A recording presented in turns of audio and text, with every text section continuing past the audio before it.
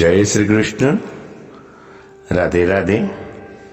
રાધે સત્સંગમાં સત્સંગનું રસપાન કરતા સર્વે આત્મીયજનો, શ્રી વલ્લભની પ્રેરણાથી પ્રેરાઈને રાધે સત્સંગમાં આજે આપણે એક સુંદર બોધકથા જોઈએ. સુખનો પડછાયો. તેમાંથી શું શિખામણ મળે છે તે વિશે જોઈએ, જાણીએ. પરંતુ તે પહેલાં આપે રાધે સત્સંગ ચેનલને સબસ્ક્રાઈબ ન કરી હોય તો સબસ્ક્રાઈબ કરશો, જેથી નિત્ય સત્સંગની જાણ આપતી થઈ શકે. પ્રિયજનો, એકવાર એક રાણી પોતાના ઘરાના કિંમતી હારના, બહુ જ કિંમતી હાર હતો, જે હીરાનો હાર હતો, તેને એ રાણીએ કાઢીને પોતાના મહેલમાં એક ખૂંટી ઉપર લટકાવી રહી હતી. અને એ જ વખતે એક બાજ પક્ષી આવ્યું, હારને લઈને ઉડી ગયું. ચમકતા હીરાને જોઈને જ બાજ પક્ષી વિચાર્યું કે કોઈ ખાવાની ચીજ હશે. હાર લઈને બાજુના એક વૃક્ષ ઉપર બેસ્યું અને ખાવા જાય છે તો કઠોર હીરાથી તેને મોઢામાં ઘણું દર્દ થાય છે.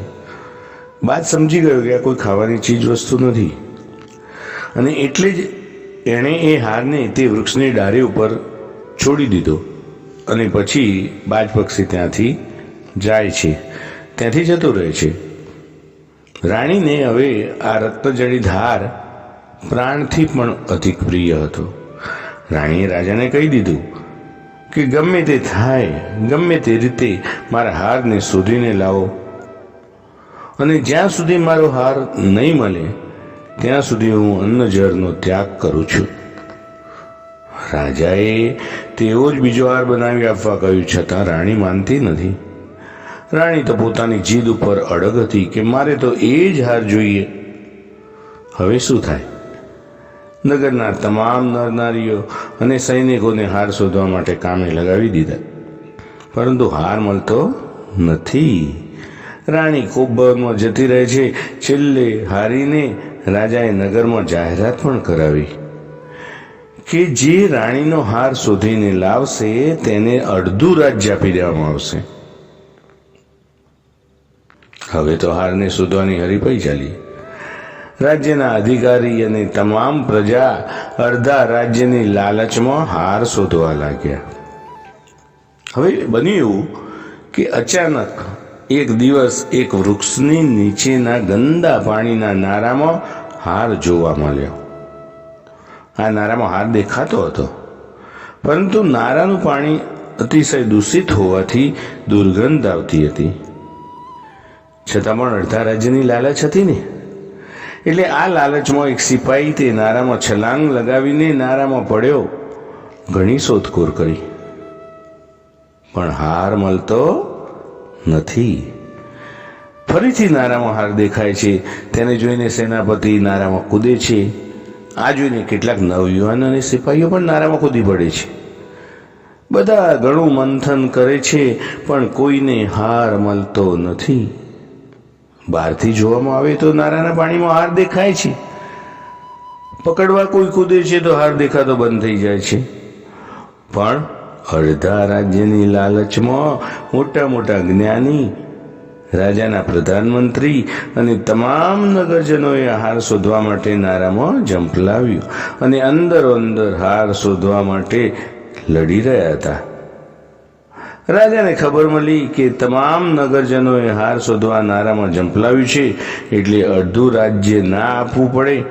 એટલે રાજા પોતે આવીને નારામાં જુએ છે તો હાર દેખાય છે ખરો. પણ રાજા પણ ગંદા નારામાં હાર શોધવા માટે ભૂસકો મારવા ગયા.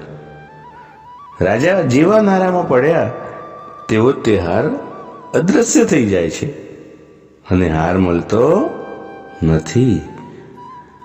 હવે એક સંત ત્યાંથી પસાર થાય છે અને રાજા, પ્રજા, મંત્રી, સિપાહી તમામને કીચડમાં જોઈને સંતને નવાઈ લાગે છે. સંતે પૂછ્યું કે આ ગંદા નારામાં પડવાની કોઈ પરંપરા છે? ત્યારે લોકોએ આ બધી સમગ્ર હકીકતથી સંતને માહિતગાર કર્યા. સંત સાંભળીને હસવા લાગ્યા. અરે ભાઈ, કોઈએ નારાની ઉપરના વૃક્ષની ડાળી ઉપર તો જોયું જ નથી. હાર તો વૃક્ષની ડાળી ઉપર લટકી રહ્યો છે, નીચે નારાના પાણીમાં તો તમને હારનો પડછાયો દેખાય છે, પડછાયો. રાજા પણ તમામની ભૂલ બદલ શરમ અનુભવે છે. પ્રિયજનો, આ રાજા અને પ્રજાની વાર્તા નથી. આપણે પણ બધા આ રાજા અને રાજ્યના લોકોની જેમ જ વર્તાવ કરી રહ્યા છીએ. અમે જ સંસારિક ચીજ વસ્તુઓમાં સુખ શાંતિ અને આનંદ શોધી રહ્યા છીએ. તે હારની જેમ ક્ષણિક સુખોના રૂપે પડછાયાની જેમ દેખાય છે અને બ્રહ્મ રહીએ છીએ કે આ અમુક ચીજ વસ્તુઓ મળી જશે તો જીવન બદલાઈ જશે, બધું સારું થઈ જશે. પરંતુ આ સિલસિલો તો અંતહીન છે. તન મન ધન તમામ સાંસારિક પદાર્થો સંપૂર્ણ સુખ આપી શકતા નથી. સુખ શાંતિ અને આનંદ તો હીરાના હારના પડછાયા સમાન છે. તે પ્રભુ પરમાત્માને જાણીને તેમાં લીન થયા પછી જ મળે છે. ફક્ત ધનથી જ સુખ પ્રાપ્ત થતું નથી, પરંતુ ધન જ દુઃખનું કારણ છે. વિષયો અને ઇન્દ્રિયોના સંયોગથી જે સુખની અનુભૂતિ થાય છે તે ક્ષણિક અને પરિણામમાં વિષ બરાબર છે.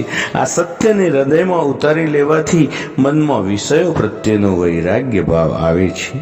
પ્રભુ પરમાત્માની ભક્તિ સિવાય બીજા કોઈ માર્ગે સુખ મળવું અશક્ય છે. વિષયોનું આકર્ષણ અત્યંત પ્રબળ છે. પ્રત્યેક વ્યક્તિ સુખ સુવિધાવાળું જીવન જીવવા ઈચ્છે છે. ઈચ્છાઓ અનંત છે, જેની પૂર્તિ કરવા માટે અનેક મુસીબતોમાં જીવ ફસાય છે અને તેને આ આત્મ સાક્ષાત્કાર કરવાનો કોઈ માર્ગ સૂઝતો જ નથી. માનવ જન્મ દુર્લભ છે, તેને વિષય ભોગોમાં નષ્ટ ના કરવો જોઈએ. સાચી સમજ, સંત મિલન જેવું અન્ય કોઈ સુખ નથી. મૂર્ખ લોકો ચિંતા કરે છે, જ્યારે સંતજનો જે સત્ય પરમાત્માને જાણ્યા છે હંમેશા તેની યાદમાં મસ્ત રહે છે. પ્રભુ સ્મરણથી જ ક્લેશ કંકાસનો વિનાશ થાય છે, સુખની પ્રાપ્તિ થાય છે. જે સ્થિતિમાં મુકાયા હોઈએ તેમાં સંતોષ માનવાથી જ સુખ મળે છે. કોઈ કોઈને સુખ કે દુઃખ આપી શકતું નથી. તમામ મનુષ્ય પોતાના કર્મ અનુસાર ફળ પામે છે. જીવનમાં સુખ શાંતિ આનંદ અને પ્રેમ જો ઈચ્છતા હો તો આ પ્રભુ પરમાત્મા સાથે સંબંધ જોડવો પડશે. જે આત્મા પરમાત્માનું જ્ઞાન મેળવી તેની સાથે જોડાઈ ગયા તેમને જન્મ મરણના બંધનમાંથી મુક્તિ મળી જાય છે. સંસારમાં કોઈ પણ મનુષ્યને કોઈ પણ પ્રકારનું સુખ પ્રાપ્ત થાય છે તો તે એમ જ સમજે છે કે બસ હું જ સુખી બની ગયો અને હું જ સુખી બનેલો રહું અથવા મારો પરિવાર જ સુખી રહે. પરંતુ ભક્તના હૃદયમાં આવી ભાવના હોતી નથી. ભક્ત તો સમગ્ર સંસાર માટે સુખની કામના કરે છે. ભક્તના હૃદયમાં એવી પ્રબળ ભાવના હોય છે કે જેવી રીતે મેં આત્મિક સુખને મેળવ્યું, આ આત્મિક સુખ સંસારમાં વસનાર તમામ પ્રાણીઓને મળે. આ આત્મિક સુખ પરમાત્માને જાણવાથી પ્રાપ્ત થાય છે અને ત્યારબાદ માનવને દરેક જગ્યાએ એક પરમાત્માનું નૂર જ નજરમાં આવે છે. વેર વિરોધની નફરતની ભાવના આપોઆપ દૂર થઈ જાય છે.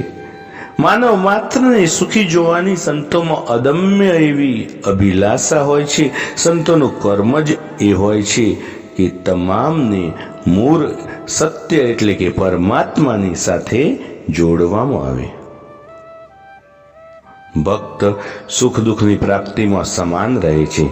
એટલે કે અનુકૂળતા પ્રતિકૂળતા તેમના હૃદયમાં રાગ દ્વેષ હર્ષ શોક પેદા કરી શકતા નથી. અનુકૂળ પ્રતિકૂળ પરિસ્થિતિ આવતા પોતાના હર્ષ શોક વગેરે વિકારોના ના આવવા જોઈએ.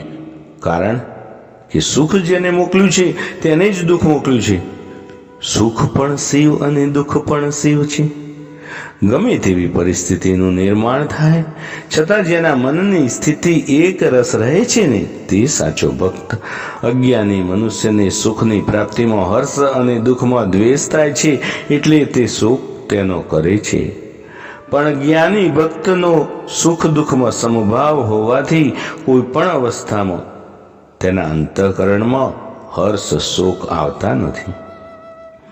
જેવી રીતે પગમાં જોડા પહેરીને ચાલવા વાળાને કાંકરા અને કાંટાનો કોઈ ભય હોતો નથી, તેવી જ રીતે જેના મનમાં સંતોષ છે તેના માટે હંમેશા બધી જગ્યાએ સુખ અને સુખ જ છે, દુઃખ છે જ નહીં. ભક્તોને મન બધી ભૌતિક વસ્તુઓની કિંમત હોતી નથી અને યોગ્ય સમયે તેને મળશે તેની તેમને ખાતરી હોય છે, તેથી તે સંતુષ્ટ રહેતા હોય છે. તો પ્રિયજનો, આ એક નાનકડી બોધકથા સાથે આજના સત્સંગને શ્રી વલ્લભના ચરણોમાં સમર્પિત કરી અત્રે વિરામ લઈએ. ફરી મળીશું રાધે સત્સંગમાં નવા જ સત્સંગ સાથે. જય શ્રી કૃષ્ણ. રાધે રાધે.